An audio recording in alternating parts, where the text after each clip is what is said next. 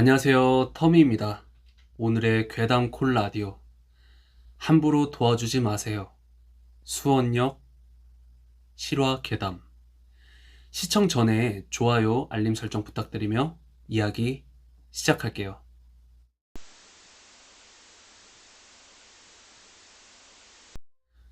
때는 3년 전 겨울, 수원역에서 일어났던 일입니다. 지금은 나왔지만 그 당시엔 제가 회사 기숙사에서 살고 있어서 회사 기숙사까지 가는 버스를 타려면 수원역 맞은편에 있는 속옷집 앞에서 버스를 기다려야 했죠. 그때 버스가 30분인가 1시간인가 아무튼 그렇게 있었는데 그날은 눈 앞에서 버스를 놓치고 어쩔 수 없이 기다리고 있었어요. 날도 너무 추웠어서 차라리 그냥 카페에서 시간이나 때울까 하는 생각이었는데 갑자기 어떤 사람이 말을 걸더라고요. 처음엔 남자인 줄 알았는데 머리도 짧고 뭔가 이목구비가 전체적으로 되게 중성적인 사람이었거든요.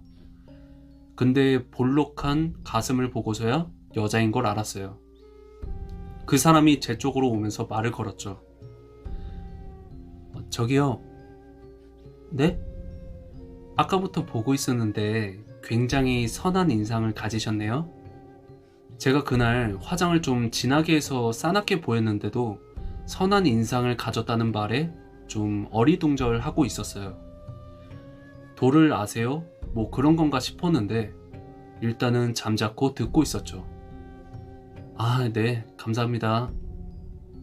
아, 좀 당황스러우시죠? 갑자기 제가 와서 이렇게 말 거니까. 아니, 뭐 그냥 네. 학생이신가요? 어려 보이신데? 아니요, 학생은 아니고요. 아, 나이가 어떻게 되시는지. 20살이요? 아, 혹시 땡땡 회사 다니세요? 네, 버스 기다리고 있어요. 아, 그렇군요. 네, 알겠습니다. 인상이 너무 좋아서 말 걸었어요. 그러면서 뭐 착하게 살아라였나? 암튼 뭐라고 뭐 블라블라 말하고 그냥 사라졌죠. 근데 제가 뒤에서 그 사람 가는 걸 봤는데 걸어가는 와중에도 주위 사람들한테도 말을 걸고 하는 걸 보면서 뭐 나한테만 그러는 건 아니니까 하고 그냥 넘어갔거든요. 그리고 나서 그 일을 완전히 까맣게 잊어버렸고 딱 한 달 뒤였을 때였어요. 12월 달이었고요. 제가 원래는 주말에도 기숙사에 있다가 한 달에 두세 번 정도 집에 내려가는데 금요일에 집에 갔다가 일요일에 다시 수원역으로 갔었거든요. 그렇게 회사 버스를 타려고 속옷집 앞에서 기다리고 서 있는데 갑자기 어떤 허름한 옷차림의 할머니가 오셔가지고 말을 거시더라고요. 아이고, 아가씨, 내가 손이 너무 시려워서 그러는데 장갑 좀 빌려주면 안 될까? 근데 딱 할머니 옷차림새랑 행색이 정말 너무 얇은 옷에 얼굴에는 보자기 같은 걸 두르시고 거의 다 해진 넝마 같은 걸 몸 위에 두르시고 얇은 치마와 맨발에 고무신을 신고 계셨어요. 손은 진짜 새빨갛게 변해 있었고 뭔가 무거운 보따리 같은 걸 3개 들고는 등에도 커다란 등산용 배낭 가방을 메고 계셨죠.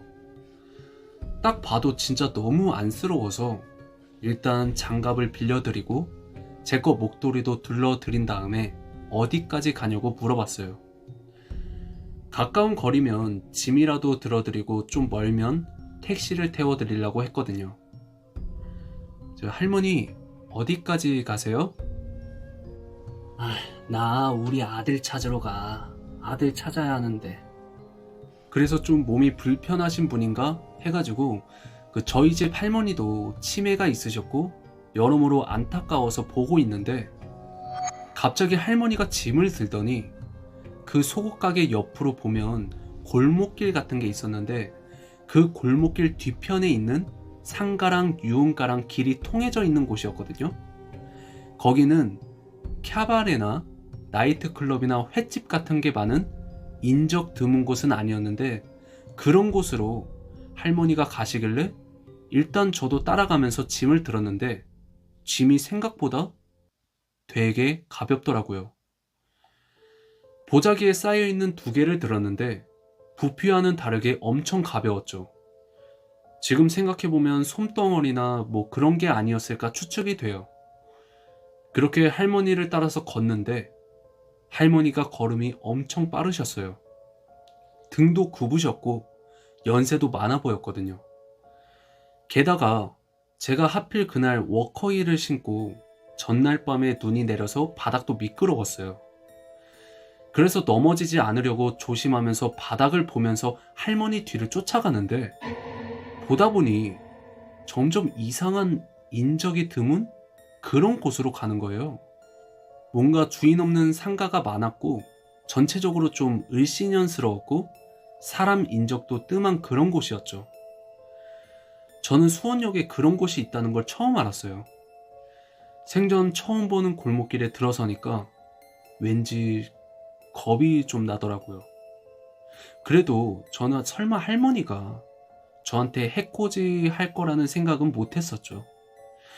지금이야 인터넷에 뭐 그런 곳에서 할머니 조심하세요, 신종 납치법 뭐 이런 식으로 경고글이 많이 올라오지만 그 당시만 해도 그렇게 상세하게 나오지는 않았고 그런 거에 관심도 없었기 때문에 저는 정말 의심 없이 졸졸 따라갈 뿐이었어요. 그러다가 할머니가 웬 가정집 같은 곳에 멈춰서더니 저를 슥 돌아서 보는 거예요. 저는 여긴가 싶어서 짐을 내려드리고 다시 돌아가려고 했는데 할머니가 제 옷을 붙잡으면서 여기까지 오게 했는데 차라도 한 잔 마시고 가. 저는 괜찮다고 했지만 할머니가 막무가내로 제 팔을 붙잡고 그 가정집 안으로 끌고 들어가더라고요. 녹색인가 짙은 초록색 대문을 열고 들어가서 대청마루 같은 곳에 저를 앉혀두고는 할머니는 부엌으로 들어가셨어요. 그래서 그냥 주변을 쓱 둘러봤는데 건너편 방에 열려진 문틈 사이에 웬 사람 눈이 보이는 거예요. 그러더니 저랑 눈이 마주치자마자 바로 방문을 닫더라고요.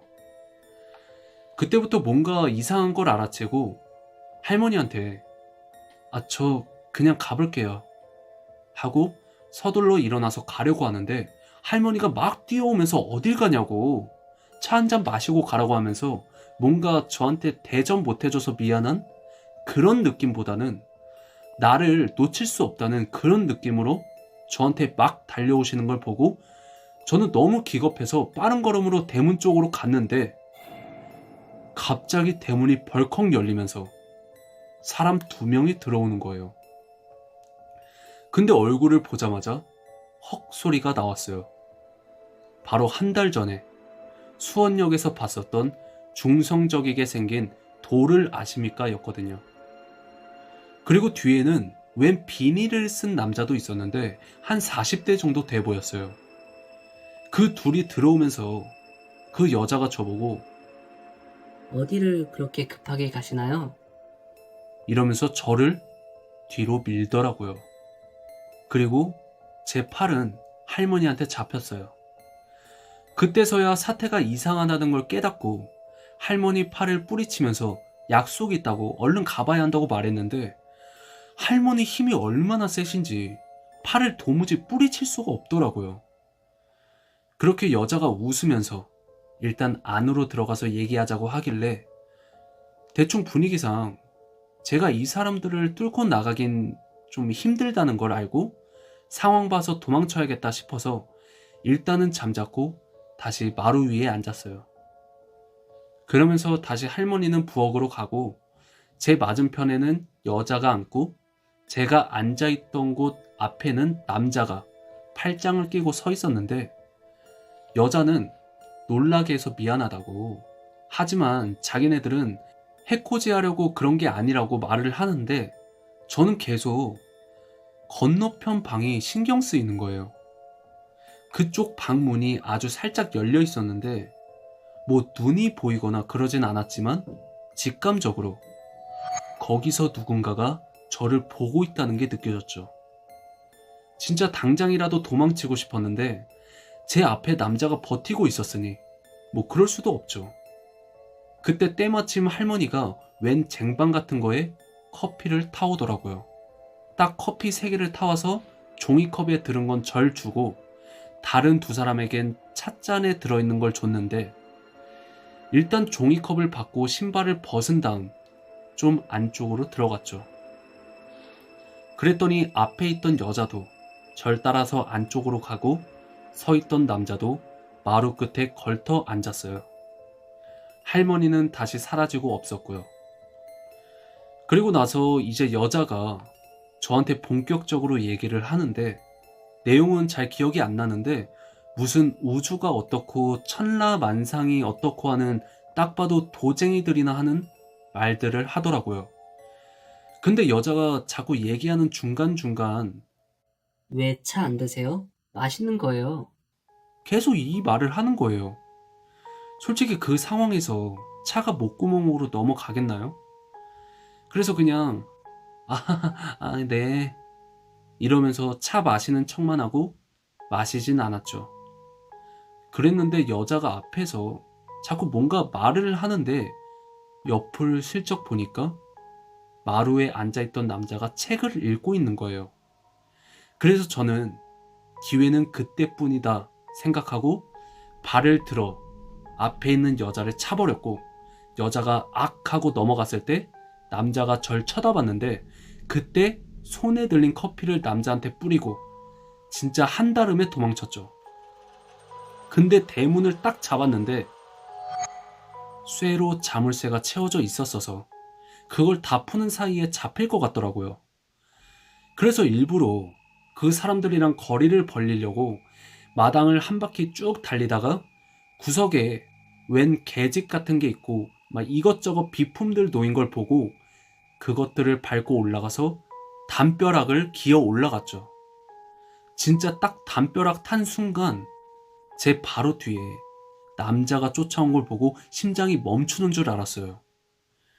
암튼 그렇게 담벼락 타고 넘어서 바닥에 떨어졌는데 딱 위를 보자마자 남자도 담벼락 타려는 게 보여서 벌떡 일어나서 옆에 있던 돌을 집어 남자 손가락을 막 찍었어요. 남자가 비명을 지르면서 손가락 잡길래 돌을 그 남자 얼굴에 던져버리고 다시 도망을 쳤죠. 중간에 대문 열리는 소리가 들려서 여자도 쫓아오는가 보다 하고 더 빨리 뛰었는데 대체 어디로 가야 될지 모르겠는 거예요. 그래서 일단 골목 사이사이로 뛰는데 전 진짜 평소에도 완전 저질 체력이었고 3년 동안 제대로 뛰어본 적도 없어서 진짜 너무 힘들더라고요. 그래서 자꾸 느려지고 이러다가 금방 붙잡힐 것 같아서 코너를 돌자마자 제일 처음 보인 건물 안으로 들어갔어요. 계단 올라가서 창문으로 바깥을 봤는데 남자는 주변을 뛰어다니고 있고 여자는 제 건물 맞은편으로 들어가는 거예요. 근데 그 건물 문이 잠겨 있어서 그냥 다시 나와서는 제가 있는 건물 안으로 들어오는 거였죠. 그래서 진짜 큰일 났다 생각하면서 일단 소리 내지 않게 계단을 타고 올라갔죠. 그나마 진짜 다행이었던 건 아까 도망쳤을 때 신발을 버리고 와서 스타킹만 신은 상태라 소리가 나지 않게 올라갈 수 있었어요. 그렇게 옥상까지 올라갔는데 옥상 문을 열면 소리가 날 것 같았고 밑에서 계단 올라오는 소리는 들리고 진짜 너무 무서움에 어쩌지 하면서 차라리 옥상에서 다른 옥상으로 건너뛸까? 그런 생각까지 했죠. 근데 옆에 보니까 웬 대야? 그 왜 있잖아요. 자줏빛의 커다란 대야 같은 거. 그런 게 되게 많이 놓여 있더라고요. 그래서 제일 구석에 있는 큰 거 하나를 열었는데 때마침 안이 텅 비어 있더라고요. 그래서 옆에 있던 작은 흰 대야를 들고 그 안에 들어가서 뚜껑을 덮고 들고 있던 흰 대야를 머리 위로 썼죠. 혹시라도 그거 열어보면 안 들켰으면 해서요. 그래서 진짜 가만히 앉아 있는데 그 대야가 김치 담글 때 쓰던 거였는지 고무 냄새에 김치 쉰내가 나서 숨쉬기가 너무 괴롭고 뚜껑 하나 덮으니까 너무 어둡고 밖에서는 인기척이 나는 것 같아서 진짜 공포가 극에 달아 있었어요. 저 사람들한테 잡히면 제가 진짜 어떻게 될지 모르는 마음에 덜덜 떨고 있는데 발소리가 들리는 거예요. 계단을 올라오더니 갑자기 조용해지다가 옥상 문을 열었는지 엄청 요란한 소리가 한 번 나더라고요. 그러더니 문이 닫히고 갔나 싶어서 나갈까 말까 하고 있는데 갑자기 제가 있던 고무대야 뚜껑이 열리는 거예요. 너무 놀라서 숨도 못 쉬고 가만히 있는데 곧이어 다시 뚜껑이 닫히더라고요. 머리에 바가지를 엎어놓고 쓴 상태라서 안에 꽉 차 있다고 생각을 했던 건지, 만약에 그 바가지를 안 들고 있었으면 어떻게 됐을지 지금 생각만 해도 소름만 돋네요. 그러고 나서 한동안 주변 대야들 뚜껑을 하나씩 열어보는 소리가 들리더라고요. 그렇게 발소리가 좀 들리다가 완전히 조용해졌는데 도무지 나갈 수가 없는 거예요. 그 여자가 거기에 서 있을까봐요. 그러다가 핸드폰이 제 주머니에 있다는 걸 알고 주머니에서 핸드폰을 꺼내서 119에 문자를 보냈죠. 말소리가 들릴까봐 감히 전화하는 건 엄두도 안 났고요. 119에 살려주세요. 납치 당할 것 같아요. 여기가 어딘지 잘 모르겠어요. 그런 식으로 보냈어요. 어디선가 들었는데 119엔 문자로 보내도 된다고 들었거든요. 그렇게 119의 답신을 받고 한동안 추위와 두려움과 질식할 것 같은 그런 고통에서 덜덜 떨고 있었어요. 거의 체감상으로는 한 2시간 정도 걸릴 줄 알았는데 나중에 듣고 보니 출동하고 나서 제가 있는 곳까지 20분 걸렸다고 하더라고요. 암튼 옥상문 열리는 소리 들리고 밖이 뭔가 소란스러운 거예요. 그리고 제 이름을 어떻게 알았는지 땡땡씨 하며 부르는 소리가 났죠. 처음엔 그 남자가 경찰인 척 하는 것 같아서 무서워서 나갈 수가 없었는데 막 무전기 소리도 들리고 사람 말소리들도 막 들려서 천천히 뚜껑만 열고 눈만 내밀었더니 경찰이랑 119 구급대원 옷이 보이더라고요. 그래서 진짜 벌떡 일어나서 살려주세요 하면서 소리를 질렀는데 그때 경찰이랑 구급대원 표정이 다들 깜짝 놀란 모습으로 절 보는데 그러거나 말거나 진짜 엉엉 울면서 구조대원의 부촉을 받고는 구급차에 앉아서 경찰 조서를 받았죠. 몰랐는데 제 발이 완전 퉁퉁 부어 있었고 피도 나고 그랬는데 뛰던 당시엔 아픈 것도 몰랐거든요. 암튼 그 일이 있고 나서 한 2주 뒤인가? 경찰한테 그 사람들이 잡혔다는 걸 들었죠. 알고 보니까 사이비 종교였는데 신도들한테 약을 먹이면서 중독시키고 그러면서 돈을 뺏는 집단이라고 하더라고요. 심지어 약을 먹기 위해 자신의 장기도 내어주는 신도들도 있었고, 그럼 그 사람들은 브로커들한테 그 신도를 소개시켜줘서 소개로 받고 그런 집단이었다고 하더라고요. 아니 집단보다는 그 둘이랑 할머니 한 명이죠. 근데 소름 돋는 건 그 사람들이 한 달 전에 저한테 말 걸었을 때부터 저를 쭉 지켜봤다고 하더라고요. 제가 몇 시쯤에 버스를 타는지 그런 걸 일일이 체크하고서는 그 할머니를 이용해서 저를 유인하고요.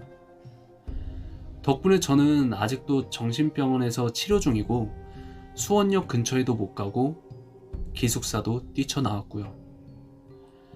혹시라도 제가 사는 기숙사에 그 인간들이 보복하러 찾아올까봐요. 그리고 이제는 몸 아프신 어르신들을 섣불리 도와드릴 수도 없게 됐네요. 여러분들도 도와주는 건 좋지만 상황을 봐가면서 도와드리길 바랄게요. 오늘의 괴담은 여기까지였습니다. 듣고 싶은 괴담이 있으시면 댓글 부탁드리고요. 뭐 무서운 경험을 하신 일이 있으시다면 메일로 제보해 주시면 감사하겠습니다. 마지막으로 좋아요, 알림 설정 부탁드리면서 다음 시간에 뵙겠습니다. 감사합니다.